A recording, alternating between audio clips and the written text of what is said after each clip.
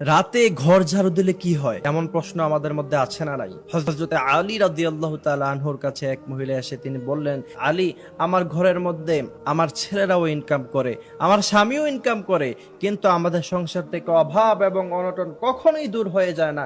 আলী রাদিয়াল্লাহু তাআলা আনহু ওই মহিলাকে প্রশ্ন করলেন, তোমরা যখন ঘরকে পরিষ্কার করো তখন কখন পরিষ্কার করো?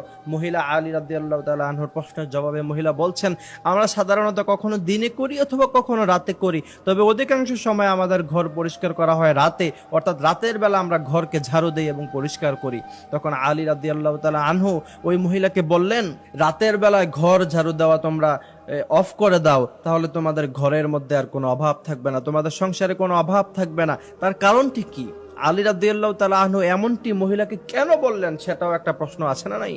তো তার জবাবে আলী রাদিয়াল্লাহু তাআলা আনহু বলছেন যে, আপনি খুব ভালোভাবে খেয়াল করেন যে রাতের বেলায়, রাত যখন অন্ধকার হয়ে যায়, সূর্য যখন ডুবে যায়, তখন পোকামাকড়গুলি অথবা অন্যান্য জীবজন্তুগুলি সেই জমিনের মধ্যে শুয়ে পড়ে এবং সকাল পর্যন্ত অপেক্ষা করে। আর আপনি যখন ঝাড়ু দিলেন, আপনি যখন ঘরকে পরিষ্কার করতে গেলেন, সেক্ষেত্রে সে মারা যাওয়ার সম্ভাবনা থাকে। আর সে যদি মারা যায়, তার কারণে আপনার ঘরের মধ্যে রহমত আসবে না, আপনার অভাব এবং অনটন লেগেই থাকবে। এজন্য আলী রাদিয়াল্লাহু তাআলা আনহু তাকে নিষেধ করলেন যে রাতের বেলা ঘর ঝাড়ু দেওয়া যাবে না।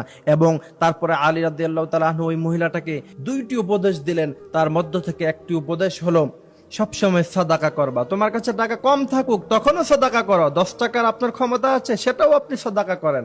আপনার 20 টাকার ক্ষমতা আছে, সেখানেও আপনি সাদাকা করেন। আবার 1000 টাকা দেওয়ার ক্ষমতা আছে, আপনি 1000 টাকা দিয়ে সাদাকা করেন। কারণ বিশ্বনবী বলেছেন, একটি খেজুর পরিমাণও যদি কেউ দান করে, সেটাকে উহুদ পাহাড় পরিমাণ আল্লাহ পাক করে দিতে পারেন। সেক্ষেত্রে সবসময় সাদাকা করবা। আলী রাদিয়াল্লাহু তাআলা আনহু ওই মহিলাকে দ্বিতীয় নম্বরে বলেছেন, তোমাকে আমি আরেকটি উপদেশ দেই। তুমি তো আমার কাছে বলেছো যে তোমার অনেক কষ্ট, তোমার সুখ কম, তোমার দুঃখ বেশি, তবে তুমি শুনে রাখো, কষ্ট আছে বিদায় মানুষ সুখে অনুভব করতে পারে। যদি পৃথিবীতে কষ্ট নামক কোনো জিনিস না থাকতো, কষ্ট কি জিনিস মানুষ না বুঝতো, তাহলে সুখের কোনোদিন মানুষ মূল্যায়ন করতো না। সেক্ষেত্রে কষ্ট আছে বিদায়ী মানুষ সুখের মূল্যায়ন বোঝে। সুতরাং পৃথিবী হলো এমন একটি জায়গা যেখানে কবি সুখে কবি দুঃখে ইহি কা নাম দুনিয়া হে, কখনো সুখ কখনো দুঃখ, এর নামই হলো দুনিয়া।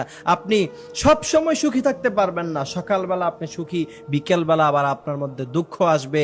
আবার আপনি দেখবেন যে আপনার বিজনেসে অনেক বেশি সফলতা হয়েছে, একটু পরে শুনবেন যে আবার আপনার লসের কাতার ভারী হয়েছে। সুতরাং কখনো সুখ কখনো দুঃখ থাকবে। দুঃখ আছে বিধায় মানুষ সুখকে অনুভব করতে পারে। দুইটি উপদেশ তিনাকে দিলেন এবং বললেন যে রাতের বেলা তুমি ঘর ঝাড়ু দিও না, কারণ রাতের বেলা যদি ঘর ঝাড়ু দাও, সেই ঘরের মধ্যে অভাব এবং অনটন লেগেই থাকবে।